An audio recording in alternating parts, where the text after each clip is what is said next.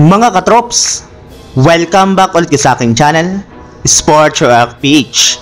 At ngayon nga ay pag-uusapan natin ang balitang bubuwagin na nga po ng Golden State Warriors ang kanilang Big 3. Pag-uusapan na rin nga natin dito sa ating panibagong video ang balitang tatanggal nga po ang Los Angeles Lakers ng 4 players sa kanilang lineup matapos silang matalo laban sa Brooklyn Nets.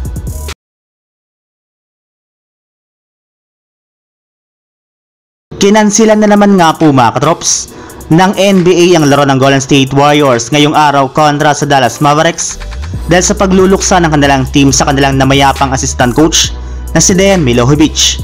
Subalit kahit na ganoon ay kailangan para naman nga po dito mag-move forward ang Warriors at pakatanda na meron pa silang kampanya ngayong season. Ang kaso lang mga katrops, problema rin naman nga pong hinaharap ng kanilang team sa NBA, gayong hirap pa rin nga po sila na makakuha ng panalo.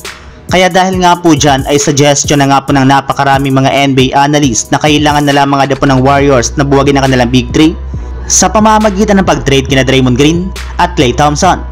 Yes, magagamit nga po nila ang dalawang ito bilang trade assets upang makapagsimula silang muli ng bagong lineup at bagong era sa NBA. Samantala, punta naman tayo sa ating sunod na pag-uusapan sa balitang tatanggal nga po ang Los Angeles Lakers ng 4 players sa kanilang lineup matapos silang matalong muli laban sa Brooklyn Nets.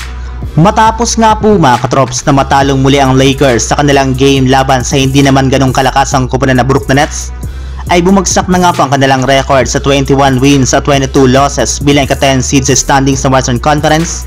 Ibig sabihin, pasok pa rin nga po sila kahit papano sa in-season tournament.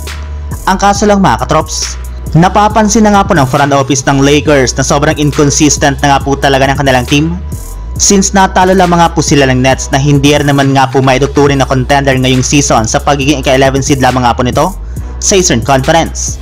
At ang masakit pa dyan mga katrops ay sobrang nag-i-struggle rin naman nga po sana ng Nets sa kanilang road games, ngunit simula nga po ng makatapat nila ang Lakers ay bigla na lamang nga po lumakas ang team na ito.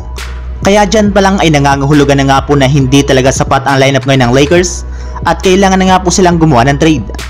At base nga po sa ibinulgar na balita ng isang NBA insider, kung sakasakali man nga po na gumawa ng trade ngayon ng Lakers, ay inaasahan na nga po na isasama nila sa kanilang gagamitin trade package ang kanilang 4 na players na sina D'Angelo Russell, Gabe Vincent, Max Christie at maging si Jalen Hood-Schifino.